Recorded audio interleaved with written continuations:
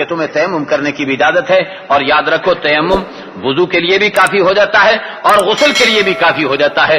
اگر وضو کی حاجت ہے اور پانی نہیں ملتا یا کوئی اور عذر ہے، تیمم کر لو، تمہارا وضو ہو جائے گا۔ اور اگر تمہیں غسل کی حاجت ہے، پانی نہیں ملتا یا کوئی عذر ہے، پانی استعمال نہیں کر سکتے، تیمم کر لو، تو اس کے نتیجے میں تمہارا غسل بھی ہو جائے گا۔ اور تیمم کے اندر صرف 2 اعضاء پر ہاتھ پھیرنا ہوتا ہے، چہرے پر ہاتھ پھیرنا ہوتا ہے اور دونوں بازوؤں پر ہاتھ پھیرنا ہوتا ہے، بس اس کے اندر تیمم ہو جاتا ہے۔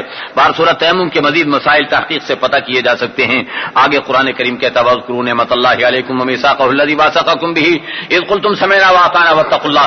اس سے پہلے قرآن کریم نے یہ کہا ہے کہ لیجعل علیکم من حرج، ہاں اللہ رب العزت یہ نہیں چاہتے، ما یرید اللہ لیجعل علیکم من حرج، کہ اللہ تمہارے دین میں تم پر تنگی کر دیں۔ اللہ نے کتنی آسانی کر دی کہ پانی سے وضو کر لو، پانی نہ ملے تو مٹی سے تیمم کر لو، جب بھی تم پاک ہو جاؤ گے۔ اللہ نے کتنی آسانیاں پیدا فرما دی ہیں۔ آگے فرمایا اللہ رب العزت نے اہل کتاب سے خطاب، ایمان والوں سے خطاب کرتے ہوئے کہا کہ کونوا قوامین للہ شہداء بالقسط ولا یجرمنکم شنآن قوم علی الا تعدلوا۔ لوگوں یاد رکھو، اپنے خلاف بھی اگر کبھی گواہی دینے کا موقع آ جائے تو اس میں کترانا نہیں، بلکہ سچی بات کہہ دینا، چاہے تمہاری اپنی جان پر بن رہی ہو۔ اور پھر آگے کیا کہا، ولا یجرمنکم شنآن قوم علی الا تعدلوا، کسی کی دشمنی میں آ کر کے نا انصافی نہ کرنا۔ اور آگے قرآن کریم اہل کتاب سے خطاب شروع کر رہا ہے، یہودیوں سے خطاب شروع کر رہا ہے۔ اس سے پہلے ایک اور مسئلہ قرآن کریم نے بیان کیا ہے، یا ایھا الذین آمنوا اذکروا نعمت اللہ علیکم اذ ہم قوم۔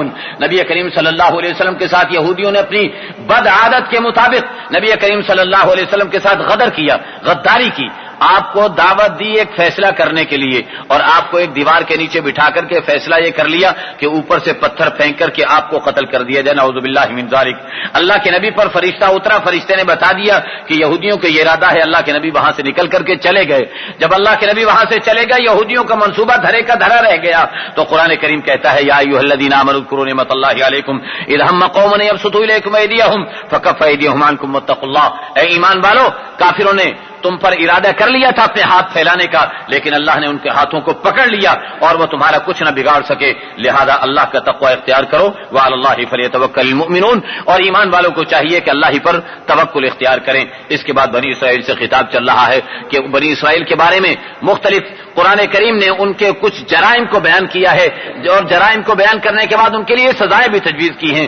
قرآن کہتا ہے کہ ان کے ہم نے 12 نمائندے منتخب کیے، اور 12 نمائندے منتخب کرنے کے بعد ہم نے ان سے عہد و پیمان لیا، اور اللہ نے بھی ان سے یہ وعدہ کیا کہ انی معکم لئن اقمتم الصلاۃ وآتیتم الزکاۃ وآمنتم برسلی وعزرتموہم واقرضتم اللہ قرضا حسنا۔ یہ باتیں اگر تم نے پوری کر دی، وہ باتیں کیا کیا ہیں کہ تم نماز قائم کرنے لگ گئے اور زکات ادا کرنے لگ گئے، رسولوں پر ایمان لے آئے، رسولوں کی تم نے حمایت کی اور اللہ کے راستے میں خرچ کرنا شروع کر دیا، تو یاد رکھو میں تمہارے ساتھ ہوں گا، لأکفرن عنکم سیئاتکم، تمہارے گناہوں کو معاف کروں گا، ولأدخلنکم جنات تجری من تحتها الانہار، اور تمہیں ایسی جنتوں میں داخل کروں گا جس کے نیچے سے نہریں بہ رہی ہوں گی۔ فمن کفر بعد ذلک منکم فقد ضل سواء السبیل۔ تو قرآن کریم کہہ رہا پھر بھی اگر انکار کرو گے تو تم گمراہ ہو جاؤ گے، اور گمراہوں کا ٹھکانہ تم جانتے ہو۔ فبما نقضهم ميثاقهم، معلوم ہوا کہ ان لوگوں نے اپنے عہد و پیمان کو پورا نہ کیا، اپنے وعدے کو پورا نہ کیا، جس کے نتیجے میں اللہ کہتے ہیں لعناہم، ہم نے ان پر لعنت کر دی، وجعلنا قلوبهم قاسیہ، اور ان کے دلوں کو پتھر کر دیا اور انہیں سنگ دل بنا دیا کہ ان پر اللہ کا حکم اترتا یہ اسے مانتے اور تسلیم نہیں کرتے تھے۔ معلوم ہوتا ہے کہ عہد و پیمان کو توڑنے کی نتیجے میں انسان لعنتی بن جاتا ہے اور انسان کا دل پتھر کر دیا جاتا ہے، پھر وہ قرآن سے متاثر بھی نہیں ہوا کرتا۔ یہ یہودیوں کا طریقہ قرآن کریم یہاں پر بیان فرما رہے ہیں، اور مسلمانوں کو بھی یہ بتایا جا رہا ہے کہ مسلمانوں یاد رکھنا، اگر تم میں بھی یہ باتیں پیدا ہوں گی تو تمہارا بھی یہی حشر کیا جائے گا۔ آگے تفصیل سے قرآن کریم نے ان باتوں کو بیان کیا ہے یہودیوں کے بارے میں۔ پھر آگے اللہ رب العزت فرماتے ہیں لقد كفر الذين قالوا ان الله هو المسيح ابن مریم، عیسائیوں سے نصرانیوں سے خطاب کیا جا رہا ہے کہ جو کہتے ہیں کہ اللہ جو ہے وہی عیسیٰ بیٹا مریم کا وہی اللہ ہے۔ قرآن کہتا ہے کہ وہ لوگ کافر ہو چکے۔ قل فمن يملك من الله شيئا ان اراد ان يهلك المسيح ابن مریم وامه ومن في الارض جميعا۔ قرآن کہتا ہے ان سے پوچھیے تو صحیح، اگر اللہ فیصلہ کر دے کہ مسیح ابن مریم کو بھی اللہ مار دیں گے، ان کی والدہ کو بھی اللہ مار دیں گے، ساری کائنات کو اللہ تباہ کرنے پر اتر آئیں گے، بھلا کون بچا سکے گا اللہ سے، جب اللہ اتنی بڑی طاقت رکھنے والے ہیں تو اللہ کے مقابلے میں مسیح ابن مریم کی کیا حیثیت رہ جاتی ہے. قرآن کریم اپنا دعویٰ بیان کر رہا اور کیا کہتا ہے؟ وَلِلَّهِ مُلْكُ السَّمَاوَاتِ وَالْأَرْضِ وَمَا بَيْنَهُمَا. آسمان و زمین کی ملکیت اکیلے اللہ کے لیے ہے. يَخْلُقُ مَا يَشَاءُ. وہ اللہ جو چاہتے ہیں پیدا کرتے ہیں. وَاللَّهُ عَلَى كُلِّ شَيْءٍ قَدِيرٌ. وَقَالَتِ الْيَهُودُ وَالنَّصَارَى نَحْنُ أَبْنَاءُ اللَّهِ وَأَحِبَّاؤُهُ. یہودی عیسائی کہنے لگے کہ ہم تو اللہ کے بیٹے ہیں, اللہ کے محبوب لوگ ہیں, لہذا ہم تو بڑے اللہ کے پسندیدہ اور برگزیدہ لوگ ہیں. قرآن کہتا ہے فَلِمَ يُعَذِّبُكُم بِذُنُوبِكُم. پھر اللہ کے عذاب تم پر کیوں آ رہا ہے اگر تم اللہ کے ایسے ہی پیارے بنتے ہو؟ بل انتم بشر ممن خلق. تم تو بشر ہو, انسان ہو, ان میں سے ہو جنہیں اللہ نے پیدا کیا ہے. یغفر لمن یشاء ویعذب من یشاء. جسے اللہ چاہتے ہیں معاف کرتے ہیں, جسے اللہ چاہتے ہیں عذاب دیتے ہیں. وللہ ملک السماوات والارض وما بینہما والیہ المصیر. یا اہل الکتاب قد جاءکم رسولنا یبین لکم. اب اہل کتاب کو کہا جا رہا ہے کہ ہمارا رسول آ گیا, تمہارے پاس آ کر کے تمہیں بیان کر رہا ہے, بشارتیں دے رہا, تمہیں ڈرا رہا ہے. فقد جاءکم بشیر ونذیر. تمہیں ڈرانے والا بھی آ گیا, خوشخبریاں سنانے والا بھی آ گیا. واللہ علی کل شیء قدیر. اللہ ہر چیز پر قدرت رکھنے والے ہیں. آگے یہودیوں کا ایک خاص واقعہ ذکر کیا جا رہا ہے جس میں انہوں نے اپنے ہٹ دھرمی کی انتہا کر دی, تکبر اور اکڑ کی انتہا کر دی. حضرت موسیٰ علیہ السلام نے کہا, جب انہوں نے وہ مطالبے کیے تھے نا کہ جی ہمیں تو کیا نام ہوتا ہے وہ بصل دو, دال دو, کھانے کے لیے چیزیں دو, ہم ایک ہی چیز پر گزارا نہیں کر سکتے, تو پھر اللہ نے حکم دیا کہ جاؤ فلاں جگہ پر شام کے علاقے میں داخل ہو جاؤ اور جہاد کرو. جہاد کے نتیجے میں دیکھو غالب کامیاب تم ہی ہوگے, لہذا تم قدم آگے بڑھا دو. تو کیا کہنے لگے؟ اذهب انت وربك فقاتلا انا هاهنا قاعدون. موسیٰ تو جا اپنے رب کو لے کر کے لڑ بھیڑ کر کے, جب تو کامیاب ہو جائے تو ہمیں بتا دینا, ہم بھی پھرا کر کے تمہارے ساتھ وہاں شامل ہو جائیں گے. اللہ اکبر. کیسی قوم تھی بدبخت قوم جس نے اللہ رب العزت کے نبی کو ایسی واہیات انداز میں جواب دیا. تو اللہ رب العزت بھی ان پر ناراض ہوئے, اور ناراض ہو کر کے رب کائنات نے کیا فرمایا ان لوگوں کو؟ رب کائنات فرماتے ہیں انہا محرمۃ علیہم 40 سنہ. اب اللہ نے 40 سال تک ان کا داخلہ بند کر دیا اس سرزمین میں. یتیہون فی الارض فلا تأس علی القوم الفاسقین.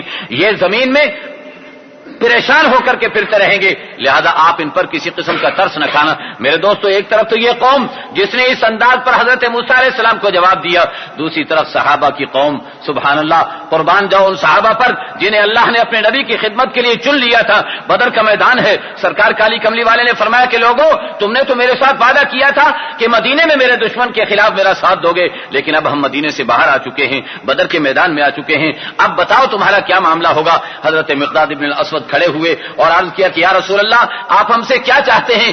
آپ ہم سے پوچھتے ہیں کہ ہم آپ کا ساتھ دیں گے یا کیا کریں گے؟ یا رسول اللہ آپ سنیے, ہمیں اگر آپ فرمائیں گے کہ ہم پہاڑوں پر سے چھلانگے لگا دیں تو ہم پہاڑوں پر سے چھلانگے لگا دیں گے. آپ کہیں گے سمندر میں کود پڑیں تو سمندر میں کود پڑنے کے لیے تیار ہو جائیں گے. آپ اگر بالکل غماد تک ہمیں جانے کا حکم دیں گے تو وہاں تک ہم دوڑتے ہوئے چلے جائیں گے.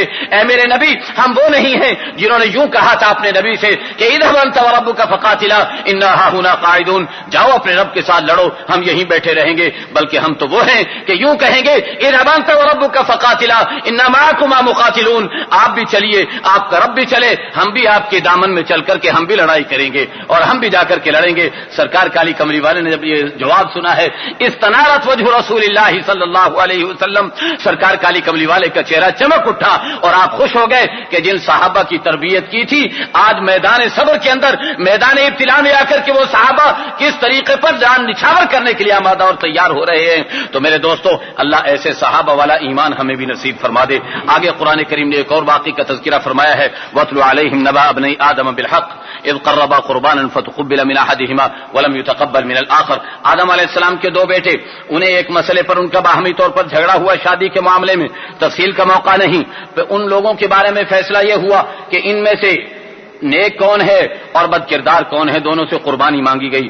ایک نے قربانی اچھا جانور دیا, دوسرے نے, وہ ذمہ دار تھا, اس نے بالکل سڑی بوسی ہوئی گندم لے جا کر کے اللہ کے لیے قربانی کے طور پر پیش کر دی. تو اللہ رب العزت نے حابیل کی قربانی قبول کر لی, قابیل کی قربانی قبول نہ ہوئی. قابیل کو غصہ آیا تو اس نے کہا کہ لأقتلنک, میں تجھے قتل کر ڈالوں گا. تو جواب میں حابیل کہنے لگا کہ لئن بسطت الی یدک لتقتلنی ما انا بباسط یدی الیک لأقتلک, اگر تو مجھے قتل کرنے کے لیے ہاتھ اٹھائے گا بھی تو تو جو چاہے کر لینا, میں کبھی بھی تجھے قتل کرنے کے لیے ہاتھ نہیں اٹھاؤں گا.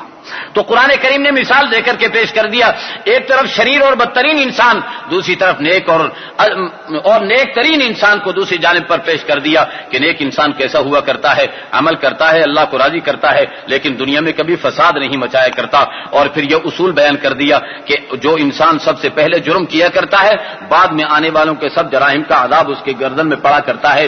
اس لیے دنیا میں جتنے قتل ہوں گے اس قابیل کے حصے میں آئیں گے جس نے حابیل کو قتل کر دیا تھا۔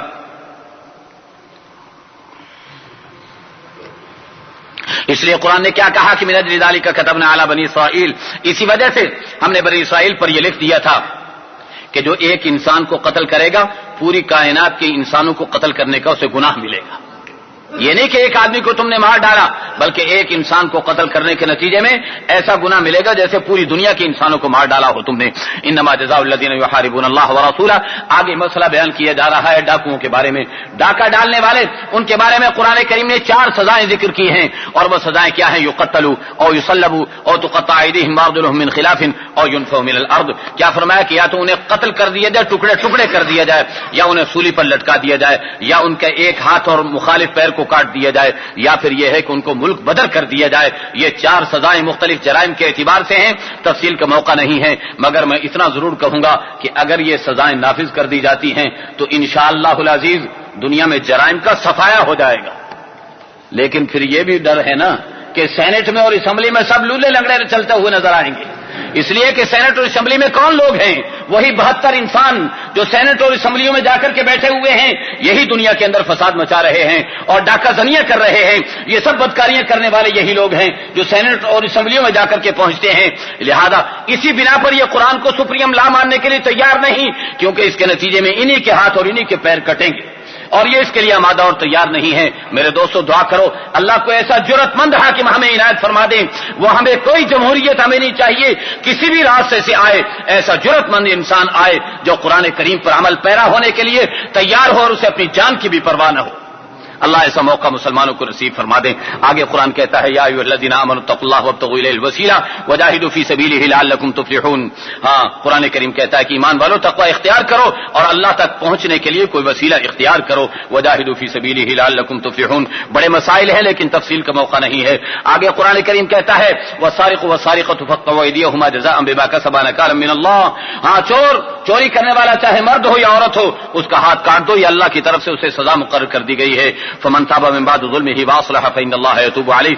اگر کوئی چوری کرنے کے بعد توبہ تائب ہو جائے گا تو اللہ اس کی توبہ کو قبول کر لیں گے، لیکن یہ یاد رکھنا مال واپس کرنا پڑے گا، اور یہ اس وقت تک ہے جب تک گرفت میں نہ آیا ہو۔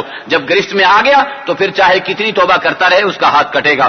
الم تعلم ان اللہ له ملک السماوات والارض يعذب من يشاء ويغفر لمن يشاء۔ اللہ اپنی طاقت و قدرت کو بیان فرما رہے ہیں کہ اللہ جسے چاہتے ہیں عذاب دیتے ہیں، جسے چاہتے ہیں اس کے گناہوں کو معاف فرما دیتے ہیں۔ آگے پھر یہودیوں کی کچھ عادتیں، من الذین ہادوا سماعون للکذب سماعون لقوم آخرین لم یاتوک۔ یہودیوں کی عادت ہے کہ جھوٹ کو سننے کے بڑے شوقین ہوتے ہیں، جھوٹی باتیں۔ لیکن میرے دوستو یہ یاد رکھنا، مجھے بڑا ڈر لگتا ہے جب ان آیتوں کو پڑھتا ہوں۔ آج کل یہ ٹی وی میں اور ریڈیو میں جتنے ڈرامے پیش کیے جاتے ہیں سب جھوٹ ہوتا ہے۔ جھوٹ ہوتا ہے یا سچ ہوتا ہے؟ جھوٹ ہوتا ہے نا سارے کا سارا، اور ہمیں سننے کا بڑا شوق ہے۔ قرآن کہہ رہا وَمِنَ الَّذِينَ هَادُوا سَمَّاعُونَ لِلْكَذِبِ سَمَّاعُونَ لِقَوْمٍ آخَرِينَ۔ یہ یہودیوں کی عادت ہے کہ وہ جھوٹ سننے کے بڑے شوقین ہوتے ہیں۔ يُحَرِّفُونَ الْكَلِمَ مِنْ بَعْدِ مَوَاضِعِهِ، اور یہ اللہ کے احکام کو بدلتے ہیں۔ يَقُولُونَ إِنْ أُوتِيتُمْ هَذَا فَخُذُوهُ وَإِن لَّمْ تُؤْتُوهُ فَاحْذَرُوا۔ اصل میں مسئلہ ہے کہ یہ پیش آ گیا تھا، ایک یہودی نے زنا کر لیا، زنا کرنے کے بعد ان لوگوں کی تو کتاب میں یہ لکھا ہوا تھا کہ اسے شادی شدہ ہو تو پتھر مار مار کے اسے قتل کر دیا جائے، لیکن کہنے لگے کہ جاؤ ذرا، یہ بھی تو رسول اپنی رسالت کا دعوے دار ہے، اس سے پوچھ لو، اگر تو اس نے کوئی چھوٹی موٹی سزا بتائی تو مان لینا، اور اگر اس نے یہی والی سزا بتائی تو نہ ماننا پھر اس کو۔ تو یہ لوگ آ گئے، اللہ کے نبی سے پوچھا انہوں نے، تو کہنے لگے جی حضور نے فرمایا کہ تمہاری کتاب میں کیا لکھا ہوا ہے؟ کہنے لگے جی ہماری کتاب میں تو لکھا منہ کالا کر دو اور بازار کا ایک چکر لگوا دو، بس یہ ہماری کتاب میں لکھا ہوا ہے۔ تو اللہ کے نبی علیہ الصلوۃ والسلام نے فرمایا کہ اچھا کتاب لا کر کے مجھے سناؤ۔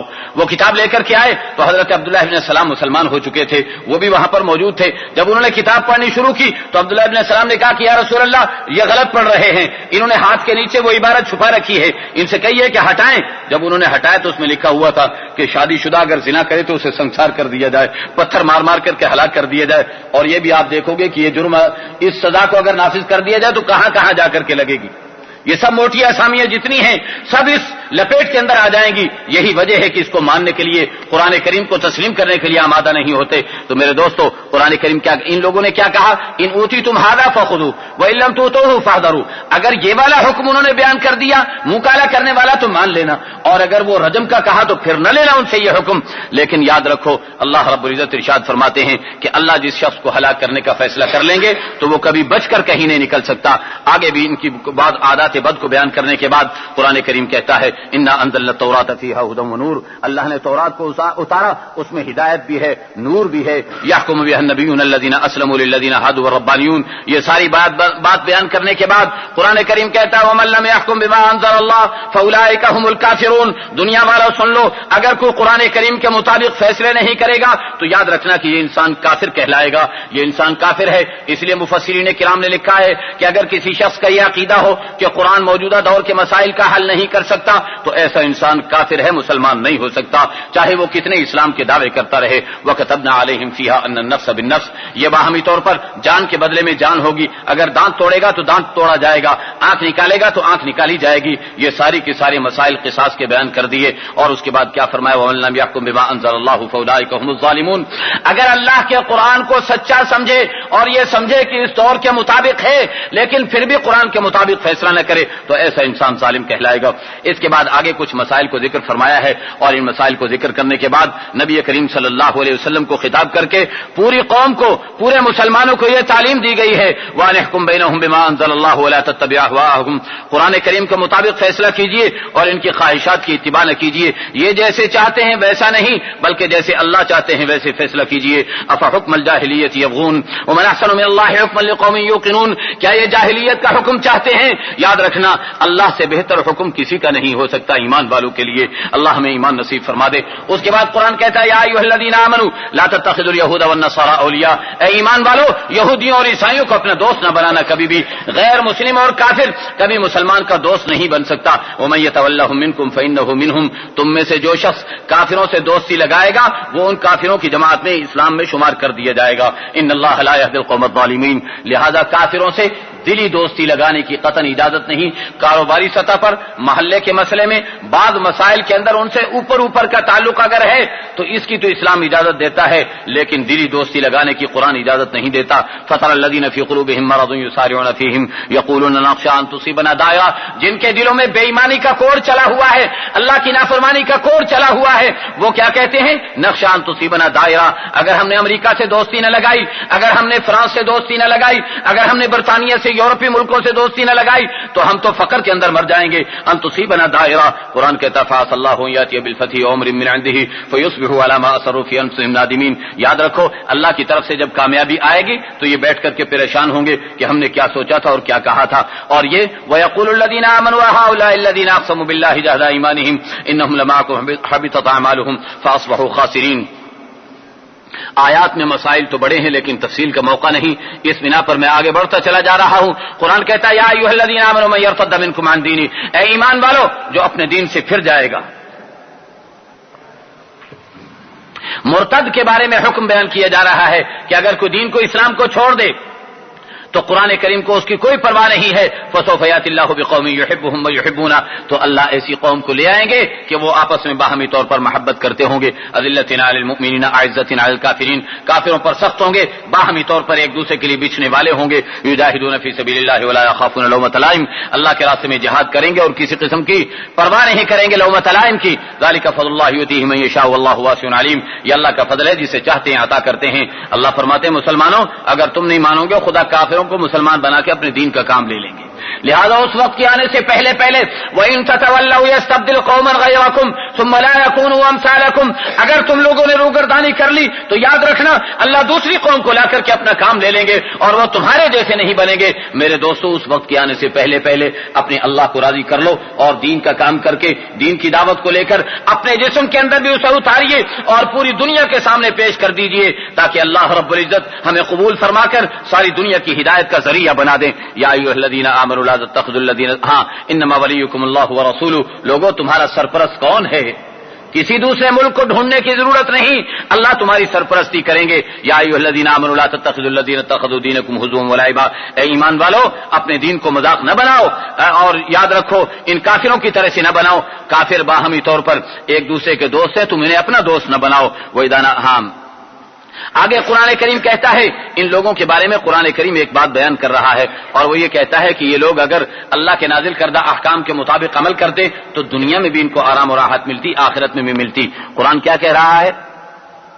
ہاں ان لوگوں نے یہ کیا کیا تھا؟ قرآن پر اللہ پر اعتراض کیا تھا، اور وہ یہ تھا کہ جیسے جیسے اسلام پھیلنے لگا، یہودی گھٹنے لگے، اسلام بڑھتا چلا گیا اور مسلمانوں کے حالات سنورتے چلے گئے اور کفر کے حالات بگڑتے چلے گئے، تو کیا کہنے لگے کہ اللہ تعالیٰ بخیل ہو گیا اس لیے اب ہمیں دیتا نہیں۔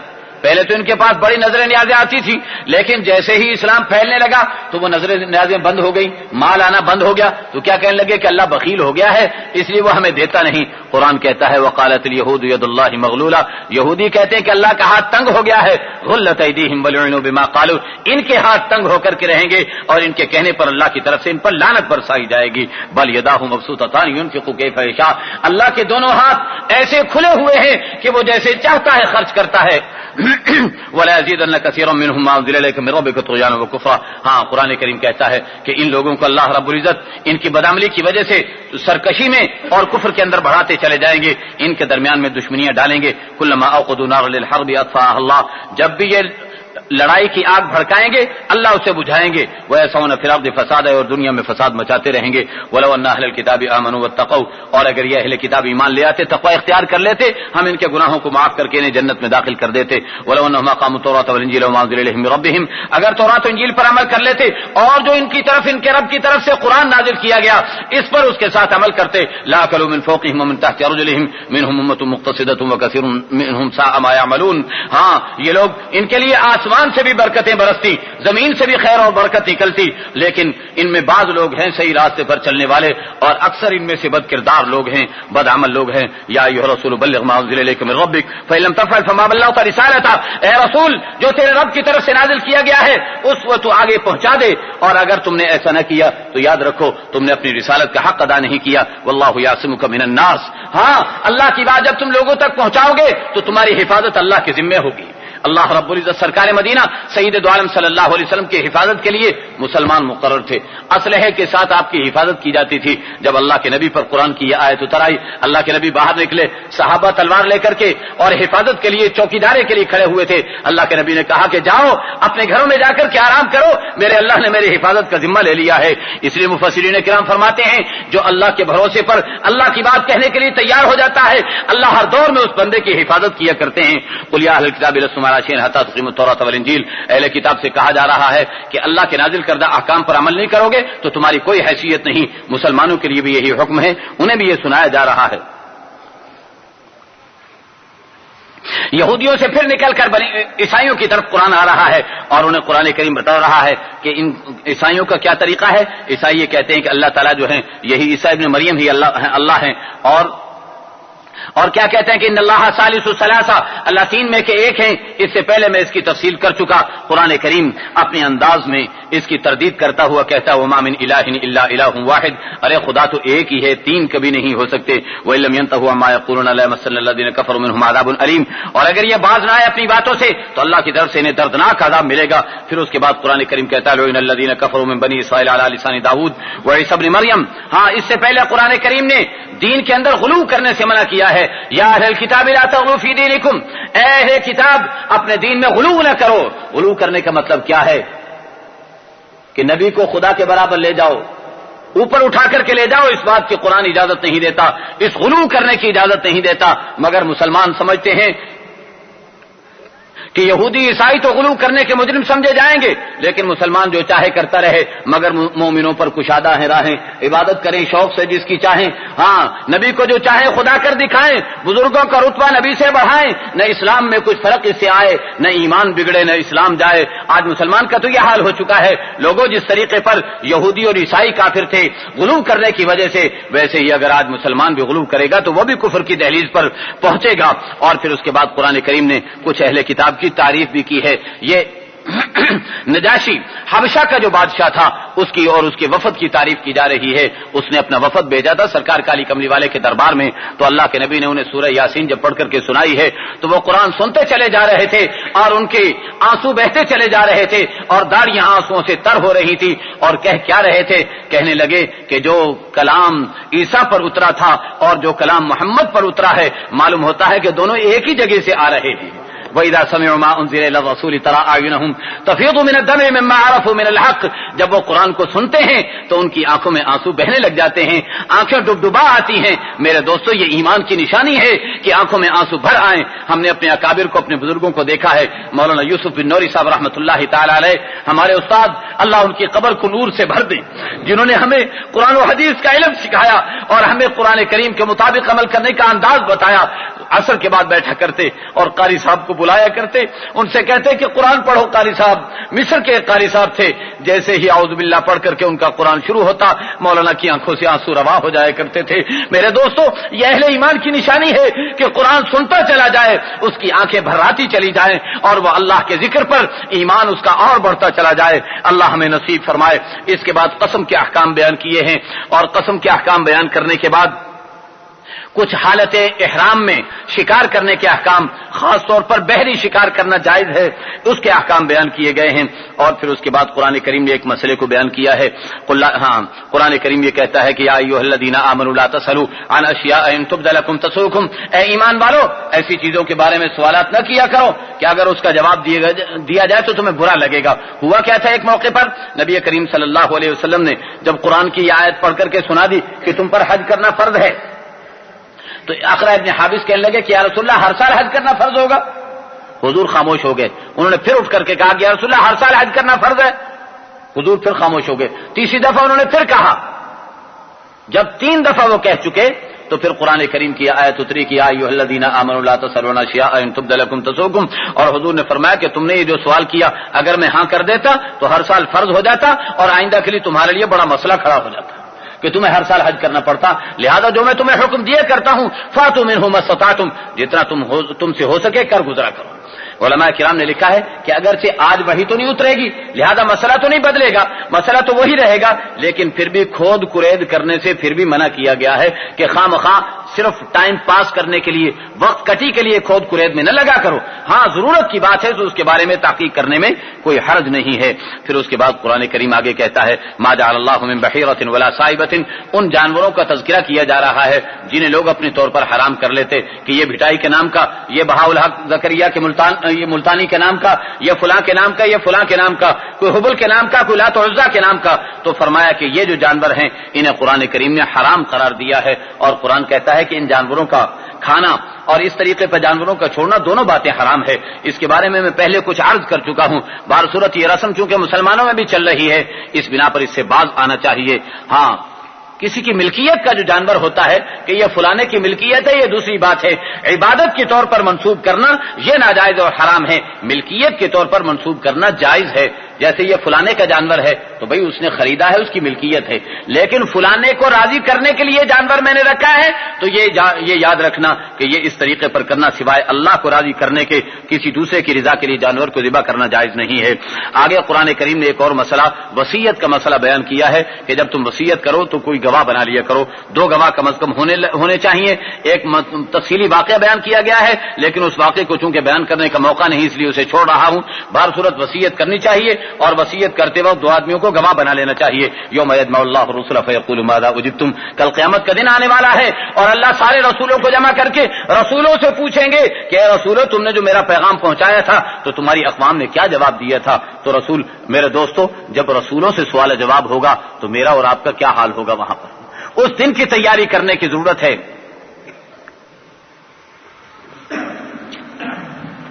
اس کے بعد وہ مائدہ کا تذکرہ, دسترخوان کا تذکرہ قرآن کریم کر رہا ہے جو میں پہلے بیان کر چکا. اور پھر قرآن کریم آگے کہتا ہے حضرت عیسیٰ علیہ السلام کے بارے میں خصوصی سوال و جواب عیسیٰ علیہ السلام سے کل قیامت کے دن کیا جائے گا کہ عیسیٰ تمہیں یہ اللہ کہتے تھے اور مریم کا بیٹا تمہیں اللہ کا بیٹا بناتے تھے یہ لوگ, یہ تم نے ان کو تعلیم دی تھی. تو حضرت عیسیٰ علیہ السلام کیا جواب دیں گے؟ ادب اور احترام کو ملحوظ رکھتے ہوئے جواب دیں گے کہ اے اللہ. حضرت عیسیٰ علیہ السلام کا کیا جواب ہوگا؟ حضرت عیسیٰ علیہ السلام یہ جواب دیں گے انہیں ادب اور احترام کے ساتھ اللہ رب العزت سے کہیں گے ان کنت قلتہ فقد علمت تعلم ما فی نفسی ولا اعلم ما فی نفسک، میرے اللہ اگر مجھ سے ایسی بات نکل بھی گئی ہوگی تو تیرے علم میں ہے، تو میرے دل کی باتوں کو جانتا ہے، میں تیرے اندر کی بات کو نہیں جان سکتا، انک انت علام الغیوب، سارے غیب کو جاننے والا تو ہی ہے، اے اللہ سارے غیب کو جاننے والا تو ہی ہے، ما قلت لهم الا ما امرتنی به، لہذا میرے مولا جو تو نے کہا تھا وہی میں نے ان سے کہا تھا، میں نے اس سے آگے اور کوئی بات نہیں کی تھی، وکنت علیہم شہیدا ما دمت فیہم۔ پھر آگے کیا کہیں گے حضرت عیسیٰ علیہ السلام، اے اللہ میری قوم سے غلطیاں ہو گئی، ان تعذبهم فانهم عبادک، میرے اللہ اگر تو ان کو عذاب دے گا تو تیرے بندے ہیں، تو جو چاہے کر سکتا ہے، لیکن ان تغفر لهم فانک انت العزیز الحکیم، اگر تو ان کو معاف کر دے تو بڑا زبردست حکمتوں والا ہے۔ پھر بھی نبی کے اندر وہ رحم و کرم ہوا کرتا ہے اپنی قوم کے لیے کہ نبی پھر بھی قوم کے لیے سفارش کر جائیں گے، اور قرآن کریم کہتا قال اللہ ھذا یوم ینفع الصادقین صدقهم، یہ وہ دن ہے قیامت کا دن کہ آج سچوں کو ان کا سچ جو ہے وہ کامیاب کرے گا اور فائدہ پہنچائے گا، اور لہم جنات تجری من تحتها الانہار خالدین فیہا ابدا، ان کے لیے ایسے باغات ہیں جن کے نیچے سے نہریں بہتی ہیں، وہ اس میں ہمیشہ رہیں گے، رضی اللہ عنہم ورضوا عنہ، اللہ ان سے راضی اور وہ اللہ سے راضی، ذالک الفوز العظیم، یہ بہت بڑی کامیابی ہے، للہ ملک السماوات والارض وما فیہن وہو علی کل شیء قدیر، اللہ ہی کے لیے آسمان و زمین کی ملکیت اور جو کچھ آسمان و زمین میں وہ بھی اللہ کی ملکیت ہے، وہو علی کل شیء قدیر، اور اللہ ہر چیز پر قدرت رکھنے والے ہیں، اللہ ہمیں صحیح ایمان و یقین نصیب فرما دے۔ یہ کچھ سوالات آ گئے ہیں جی۔ روزہ افطاری کے بارے میں سوال ہے کہ بعض لوگ سائرن کی آواز پر روزہ افطار کرتے ہیں، بعض اعلان پر، بعض اذان پر، جبکہ بعض لوگوں کا خیال ہے کہ اگر مقررہ وقت سے مطمئن ہو جائیں تو بغیر کسی اعلان وغیرہ کے روزہ افطار کیا جا سکتا ہے، صحیح صورتحال سے آگاہ کیجیے۔ یہ جو آخر میں لکھا ہے یہ صحیح ہے، اگر آپ کو یہ یقین ہے کہ سورج غروب ہو چکا، پھر چاہے اذان ہو چاہے نہ ہو، سائرن بجے یا نہ بجے، اعلان ہو یا نہ ہو، آپ روزہ کھول سکتے ہیں۔ نبی کریم صلی اللہ علیہ وسلم نے کیا فرمایا؟ اذا اقبل اللیل من ها هنا وادبر النهار من ها هنا فقد افطر الصائم، اللہ کے نبی نے فرمایا کہ جب دن اس طرف سے غائب ہونا شروع ہو جائے، رات اس طرف سے آنا شروع ہو جائے تو روزے دار کے افطاری کا وقت آ گیا۔ کچھ نہیں فرمایا کہ اذان کا انتظار کرو یا کسی اور بات کا انتظار کرو، یہ اللہ کے نبی نے طریقہ بھی بتا دیا۔ یہ یاد رکھنا، جب سورج ڈوبے گا تو ادھر اندھیرا آئے گا، اگر سورج کھڑا ہوگا تو ادھر کبھی اندھیرا نہیں آئے گا، لہذا اگر آپ نے سورج کے ڈوبنے کا یقین کرنا ہے تو آپ مشرق کی طرف دیکھ لیجئے، اگر ادھر اندھیرا آ گیا یقین کر لیجئے کہ ادھر سے سورج غروب ہو چکا ہے۔ اگر نفلی نماز پڑھی جا رہی ہو، اس دوران اذان ہو جائے تو اذان کے بعد بھی نفل نماز پڑھی جا سکتی ہے یا نہیں؟ اذان کے بعد بھی نفل نماز پڑھی جا سکتی ہے، کوئی ممانعت نہیں ہے۔ سونا کسی بھی شکل میں ہو، یعنی انگوٹھی، لاکٹ یا کسی اور شکل میں پاس رکھے ہوئے نماز ہو جاتی ہے یا نہیں؟ سونا پہننا مرد کے لیے حرام ہے، لیکن اگر سونا پاس موجود ہے تو اس کے ہوتے ہوئے نماز ہو جائے گی، بہر صورت حرام کام کرنے کا گناہ اسے ملے گا۔ جس شخص کا پیشہ تصویریں بنانا ہو، یعنی جاندار تصویریں، کیا اس کی روزی حلال ہے کہ نہیں؟ بہر صورت تصویر کھینچنا حرام ہے، اللہ کے نبی کا فرمان ہے لعن اللہ المصورین، اللہ کی لعنت ہے تصویر بنانے والوں پر، یہ اللہ کے نبی کا فرمان ہے، اور اللہ کے نبی کا فرمان بالکل برحق اور سچا ہے، اس بنا پر تصویریں کھینچنے کا عمل حرام ہے، اور جو حرام کام کرے گا تو اس کے نتیجے میں جو روزی آئے گی اس کا فیصلہ بھی آپ حضرات بڑی آسانی سے کر سکتے ہیں۔ بعض حضرات بیٹھ کر نماز ادا کرتے ہیں، جیسے ظہر آخری 2 رکعت، نفل مغرب میں آخری 2 رکعت، نفل عشاء میں آخری 2 رکعت، حالانکہ وہ تندرست ہیں۔ وضاحت کرے بیٹھ کر نماز پڑھنا کیسا ہے اچھے بھلے شخص کے لیے؟ حدیث شریف میں آتا ہے نفلوں کی نماز بیٹھ کر بھی جائز ہے اور لیٹ کر بھی جائز ہے۔ اللہ کے نبی نے فرمایا کہ کھڑے ہو کر نماز پڑھو گے نفلوں کی تو پورا ثواب ملے گا، بیٹھ کر پڑھو گے تو آدھا ملے گا، اور لیٹ کر پڑھو گے تو 1/4 ثواب ملے گا۔ لیٹ کر اشارے سے پڑھ رہے ہیں تو ایسی صورت میں بھی 1/4 ثواب پھر بھی مل جائے گا، بہر صورت ثواب ملتا ہے۔ بغیر عذر کے بھی نفلوں کی نماز بیٹھ کر کے پڑھی جا سکتی ہے۔ بسم اللہ الرحمن الرحیم، الحمد للہ وکفی والصلاة والسلام علی سید الرسل وخاتم الانبیاء، اما بعد۔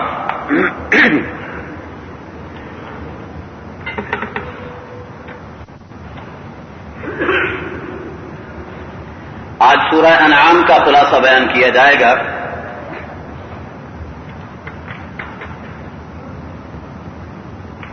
گزشتہ جو صورتیں گزر چکی ہیں وہ مدنی صورتیں تھیں، ان میں مدنی قرآن کا انداز تھا، احکام و مسائل کا بیان تھا، یہود و نصارہ کے ساتھ مناظرانہ بحث تھی. اب اس صورت میں یہ سورہ مکی صورت ہے اور مکی قرآن کا انداز ہوگا. مکی قرآن کریم میں عقائد سے زیادہ تر بحث کی جاتی ہے اور عقائد چونکہ بنیادی حیثیت کے حامل ہیں اس بنا پر مشرکوں کے ساتھ مخاطبت ہوتی ہے, مشرکوں کے ساتھ مناظرہ ہوگا, مشرکانہ عقائد پر ضربیں لگائی جائیں گی اور چوٹیں لگائی جائیں گی اس صورت کے اندر. تو اس صورت میں ہمارے معاشرے کے اندر جو رسم و رواج جگہ پکڑ چکے ہیں اور عقائد کے اندر جو خلل پیدا ہو چکا ہے, آپ دیکھیں گے کہ صورت میں ان میں سے بہت سی باتوں کا جواب ملتا چلا جائے گا. اس بنا پر یہ صورت بڑی اہمیت کی حامل ہے اور علماء کرام نے اس صورت کی بڑی تعریف و توصیف بیان فرمائی ہے. حدیث شریف میں آتا ہے نبی کریم صلی اللہ علیہ وسلم نے ارشاد فرمایا کہ یہ صورت قرآن کریم کی ان صورتوں میں سے ہے جو ایک دم پوری کی پوری نازل ہوئی. عموماً صورتیں تھوڑی تھوڑی کر کے نازل ہوتی رہیں, لیکن یہ قرآن کریم کی صورت مکمل ایک ہی مرتبہ نازل ہوئی ہے. اور اس صورت کے نازل ہونے کا انداز بھی بڑا عجیب تھا. آسمان سے یہ صورت جب اتر رہی تھی تو اللہ رب العزت نے اس صورت کے جلوس میں 70,000 فرشتوں کو روانہ کیا تھا کہ اس صورت کو زمین تک پہنچا کر کے آئے. تو یہ صورت اس شام کے ساتھ آسمانوں سے اتری ہے اور نبی کریم صلی اللہ علیہ وسلم کے سامنے پیش کی گئی ہے. الانعام نام کی جمع ہے اور نام چوپائے کو کہا جاتا ہے. چوپائے میں بھیڑ بکری بھی داخل ہیں, اونٹ گائے بھینس بھی داخل ہیں. عام طور پر عربوں میں نام کا لفظ جو ہے وہ اونٹوں کے لیے استعمال کیا جاتا ہے. اور چوپائے جانوروں کو عربی زبان میں نام اس بنا پر کہا جاتا ہے کہ ان کے پالنے سے, ان کے رکھنے سے نعمتیں میسر آتی ہیں, مال و دولت حاصل ہوتا ہے, انسان خوشحال اور فارغ البال ہو جاتا ہے. اس بنا پر چوپائے جانوروں کے لیے نام کا لفظ استعمال کیا جاتا ہے. اس سورت کا نام انعام کیوں رکھا گیا؟ تو اس سورت کا نام انعام رکھا جانے کی وجہ یہ ہے کہ اس سورت میں آگے جا کر کے چوپایوں کے بارے میں جو ان لوگوں میں عادات بد اور غلط رسمیں پائی جاتی تھی ان کے بارے میں اس سورت کے اندر توڑ کیا جائے گا, اور ان چوپائے جانوروں کے بارے میں جو غلط عادات پائی جاتی تھی ان کے بارے میں بیان ہوگا. تو اس بنا پر ادھر توجہ فرمائیے. تو اس بنا پر اس سورت کا نام انعام سے اسے موسوم کر دیا گیا. اب اس سورت کی ابتدا ہو رہی ہے. ہاں, اس سورت میں دو انداز ہیں خطاب کرنے کے اور مناظرہ کرنے کے. یوں تو مختلف احکام و مسائل مختلف باتیں آتی چلی جائیں گی, لیکن دو انداز خاص طور پر ہیں اس سورت میں مناظرہ کرنے کے, اور وہ انداز قرآن کریم کے یہ ہیں. ایک تو طریقہ کار یہ ہے کہ جو عقیدہ سچا عقیدہ ہے اسے دو ٹوک انداز میں مخاطب کے سامنے اس طریقے پر پیش کیا جائے کہ اسے مجبوراً تسلیم کرنا پڑ جائے. جیسے ایک بات کو پختگی کے ساتھ, یقین کے ساتھ جب آدمی کہتا ہے تو سامنے والا مجبور ہو جاتا ہے ماننے پر کہ یہ جو اتنے زور سے کہہ رہا ہے ضرور اس بات میں کچھ نہ کچھ حقانیت ہے.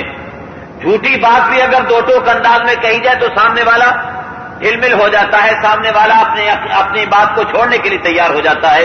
اور اگر بات بھی سچی ہو, حق پر مبنی ہو, پھر اسے پوری پختگی کے ساتھ بیان کیا جائے تو مخاطب پر ضرور اس کا اثر پڑے گا اور سامنے والے کو تسلیم کرنا ضروری ہو جائے گا.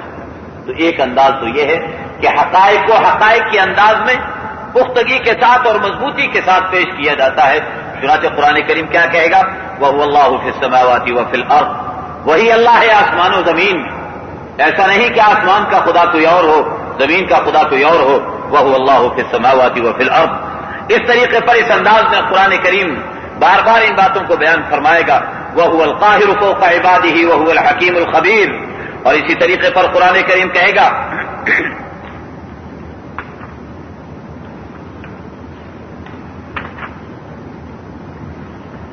قرآن کریم اسی انداز پر کہے گا وَهُوَ الَّذِي يَتَوَفَّاكُم بِاللَّيْلِ وَيَعْلَمُ مَا جَرَحْتُم بِالنَّهَارِ ثُمَّ يَبْعَثُكُم فِيهِ لِيُقْضَىٰ أَجَلٌ مُّسَمًّى.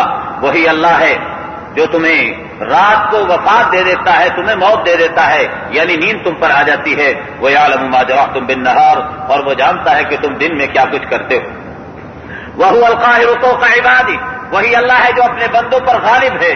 تو اس انداز پر جو حقائق ہیں ان کو حقائق کے انداز میں پورے زور و شور, مضبوطی اور پختگی کے ساتھ بیان کیا جائے گا. اور دوسرا انداز یہ ہوگا کہ قرآن کریم ایک سوال بنائے گا. سوال بنانے کے بعد پھر اس کا جواب خود ہی دے گا. مخاطب کو بتانا یہ مقصود ہے کہ تو کتنا بھی زور لگا لے، کہیں سے بھی تحقیق کر کے لے آ، آخر کار تجھے یہی جواب دینا پڑے گا جو ہم دے رہے ہیں۔ ان لوگوں نے کیا کہا کہ تمہاری گواہی کون دیتا ہے؟ قل ای شیء اکبر شہادۃ قل اللہ شہید بینی و بینکم، کون بڑی شہادت اور کون بڑی گواہی والا ہے؟ ہاں اللہ ہی بڑی گواہی والے ہیں جو ہمارے اور تمہارے درمیان گواہ بن رہے ہیں۔ تو یہ دو انداز خاص طور پر مناظرے کے اور بحث کرنے کے انداز ہیں۔ دعوت کا کام کرنے والوں کو، توحید کی دعوت دینے والوں کو گفتگو کرنے کا انداز اور طریقہ سکھایا اور بتایا جا رہا ہے۔ قرآن کریم کہتا ہے الحمدللہ الذی خلق السماوات والارض وجعل الظلمات والنور۔ میں نے یہ تو آپ سے عرض کر ہی دیا کہ گزشتہ 4-5 صورتیں مکی مدنی گزر چکی ہیں، اب یہ مکی صورت کی ابتدا ہو رہی ہے۔ قرآن کہتا ہے تمام تعریفیں اس اللہ کے لیے ہیں جس نے آسمان و زمین کو پیدا کیا، اور ظلمتوں اور اندھیروں کو بھی اسی اللہ نے، اور روشنی کو بھی اسی اللہ نے پیدا کیا ہے۔ تو اللہ تعالیٰ کے لیے تمام تعریفیں جس نے آسمان و زمین کو بنایا اور ظلمت اور روشنی کو بھی اس اللہ نے بنایا۔ آپ حضرات کو یاد ہوگا کل ایک دوست نے سوال کیا تھا اور سوال میں یہ پوچھا تھا کہ خیر کو تو اللہ پیدا کرنے والے ہیں، لیکن شر کو بھلا اللہ کیسے پیدا کریں گے؟ شر تو شیطان کی طرف سے ہوتا ہے، لہذا شر کو اللہ کی طرف منسوب کرنا یہ تو اللہ کی شان میں گستاخی ہے۔ یاد ہوگا یہ سوال آپ لوگوں کو؟ دراصل یہ عقیدہ، یہ نظریہ ایران سے آیا ہے۔ ایران کے آتش پرست اور مجوسی، ان کا نظریہ یہ تھا کہ شر کا خالق کوئی اور ہوتا ہے، خیر کا خالق کوئی اور ہوتا ہے۔ خیر کے خالق کو وہ یزدان کہتے تھے اور شر کے خالق کو وہ اہرمن کہتے تھے کہ اہرمن شر پیدا کرنے والا ہے اور یزدان کبھی شر کو پیدا نہیں کر سکتا، وہ خیر کو پیدا کرنے والا ہے۔ ان بیچاروں کا وہی خیال تھا کہ اللہ کی طرف شر کی نسبت تو اچھی نہیں، اس بنا پر انہوں نے اچھے برے کی تقسیم کر دی تھی۔ میں یہ تو کل آپ کو سمجھا چکا کہ اگر شر کو اللہ سے منفی کرو گے تو اللہ کے اختیارات میں کمی پیدا کرنے والے تم ہو جاؤ گے، اور اگر شر کو کوئی اور پیدا کرنے والا تم ثابت کرو گے تو تم اللہ کے ساتھ شریک بنا دو گے کہ جس طرح اللہ بھی پیدا کرنے والے ہیں کوئی اور بھی اللہ کے ساتھ پیدا کرنے والا ہے۔ یہ تو میں نے عقلی طور پر آپ کو سمجھایا تھا۔ اب قرآن خود دعویٰ کر رہا ہے کہ ظلمتوں اور نورانیتوں کو پیدا کرنے والا کون ہے، خیر و شر کو پیدا کرنے والا کون ہے؟ ظلمت شر ہے اور نور خیر ہے، اور دونوں کو بنانے والا وجعل الظلمات والنور، وہی اللہ ہے جس نے ظلمتوں کو بھی پیدا کیا اور وہی اللہ ہے جس نے نور کو بھی پیدا کیا۔ ثم الذین کفروا بربہم یعدلون، پھر رب کے ساتھ کفر کرنے والے وہ رب سے ہٹ رہے اور پھر رہے ہیں یا اللہ کے مقابلے میں دوسروں کو شریک کر رہے ہیں۔ هو الذی خلقکم من طین ثم قضى اجلا، وہی اللہ ہے جس نے تمہیں کیچڑ سے مٹی سے بنایا پھر تمہارے مرنے کا وقت بھی مقرر فرما دیا۔ ثم انتم تمترون، لیکن پھر بھی تم شک کر رہے ہو۔ پہلی آیت میں کائنات کو پیدا کرنے کا مسئلہ بیان فرمایا اور دوسری آیت میں چھوٹی کائنات یعنی انسان کو پیدا کرنے کا مسئلہ بیان فرمایا، اس لیے کہ انسان کے اندر اللہ نے پوری کائنات رکھی ہوئی ہے، تو بڑی کائنات کو پہلی آیت میں بیان کیا اور چھوٹی کائنات کی پیدائش کو دوسری آیت میں ذکر کیا اور فرمایا کہ وَهُوَ اللَّهُ فِي السَّمَاوَاتِ وَفِي الْأَرْضِ يَعْلَمُ سِرَّكُمْ وَجَهْرَكُمْ وَيَعْلَمُ مَا تَكْسِبُونَ، وہی اللہ آسمان و زمین میں تمہاری خفیہ باتوں کو بھی جاننے والا وہی، تمہاری ظاہری باتوں کو بھی جاننے والا وہی، اور وہ جانتا ہے جو تم کماتے ہو جو تم کرتے ہو۔ کفار مکہ کہنے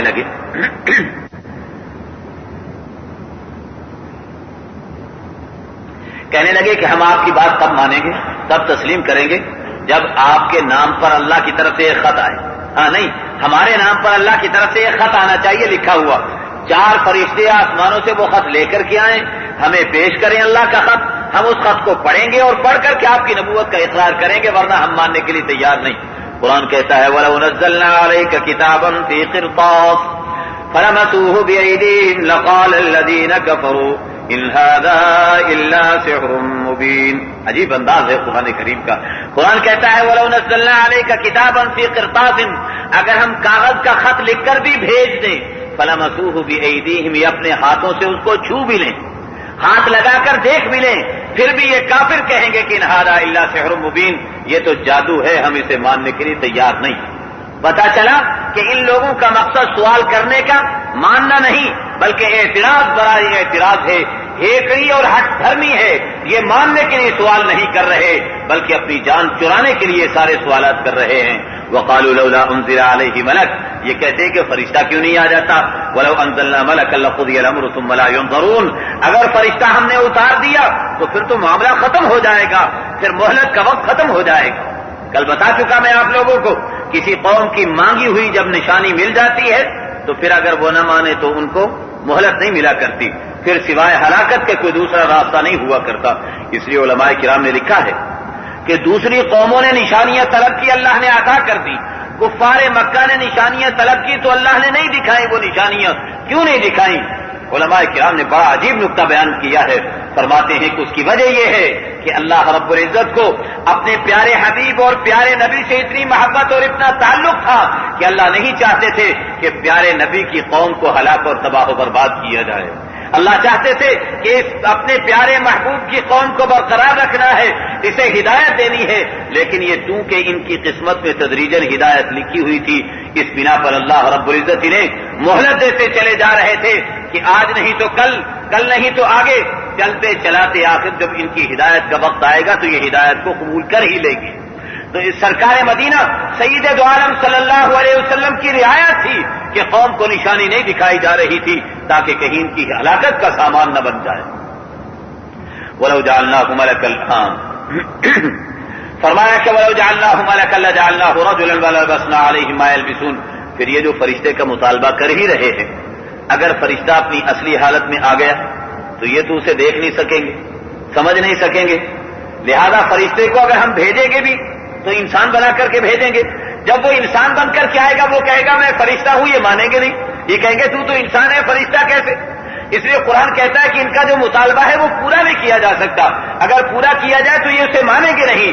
ہم تو جب فرشتوں کو بھیجیں گے تو انسان ہی بنا کر کے بھیجیں گے۔ وَلَلْبَسْنَا عَلَيْهِمْ مَا يَلْبِسُونَ، پھر انہیں ویسا ہی اشتباہ پیدا ہو جائے گا جیسے اب پیدا ہو رہا ہے۔ وَلَقَدْ اسْتُهْزِئَ بِرُسُلٍ مِّن قَبْلِكَ، اب سرکار کالی کملی والے کو تسلی دی جا رہی ہے کہ میرے نبی جس وادی فرخار میں آپ نے قدم رکھا ہوا ہے، دعوت اللہ کی وادی میں، توحید